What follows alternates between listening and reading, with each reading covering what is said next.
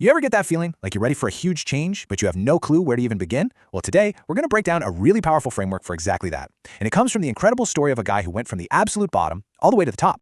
Okay, first things first, let's tackle a huge question. What does success really mean to you? I mean, think about it. For a little kid in kindergarten, it might just be a gold star on a drawing. For a CEO, maybe it's hitting a new quarterly target. It's totally personal, isn't it? So the guy whose journey we're following, Daniel Alley, has a pretty amazing take on this. He says success is all about self-expression. It's not about ticking boxes for other people. It's about real freedom. Being who you want to be, doing what you want to do, and going where you want to go. You're the one in charge. And look, the reason his story is so powerful is because it's not one of those born with a silver spoon tales. Not at all. It starts from a place that, well, a lot of us might find pretty familiar. Rock bottom. Get this. By the time he was just 21 years old, he had been fired from over 40 jobs. 40! I mean, that's more jobs than most people have in their entire careers. And all this while he was still living in his mom's basement. So what about school? Well, academically, he was not exactly a star.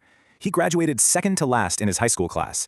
And here's the kicker, the detail that tells you everything. The only person who ranked below him was in jail. That's how far off the rails he was.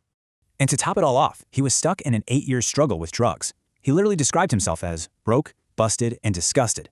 He was at that point where he knew he needed a change. But just like so many of us feel sometimes, he had absolutely no idea how to make it happen. And then everything changed. Just 3 years later, by the time he was 24, he was a self-made millionaire. So, of course, the big question is, how on earth did he do that? Well, he boils it down to 3 incredibly simple but life-changing principles that honestly anyone can use. All right, let's dive into the first one. The B in his framework stands for books. Yeah, I know it sounds almost too simple, but stick with me because the impact here is absolutely huge. So check this out. The average person reads maybe 1 book a year. Just 1. But if you read for just 10 minutes a day, that adds up to about 12 books a year. Think about that. You could absorb a decade's worth of knowledge in a single year just by carving out 10 little minutes. It all comes down to this simple idea. Leaders are readers. It's not just a cute phrase. Reading isn't just a hobby, it's a tool. I guarantee you, the answers to some of your biggest challenges right now, they're probably sitting on a shelf just waiting for you in a book. Okay, so that's the B. Let's move on to the second piece of the puzzle, the I. And this one is all about the individuals you choose to spend your time with.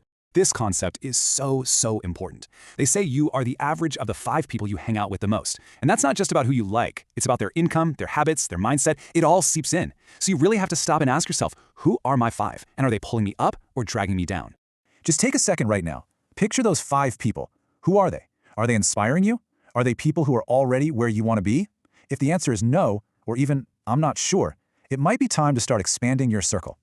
Daniel tells this story about a friend of his, a plumber named John. And when Daniel shared his big dreams, John just shot him down, saying, 98% of businesses fail, and gave him a laundry list of reasons it was a bad idea. And the lesson is so clear. You can't let other people's fears become your reality. You've got to find people who will build you up, not tear your dreams down.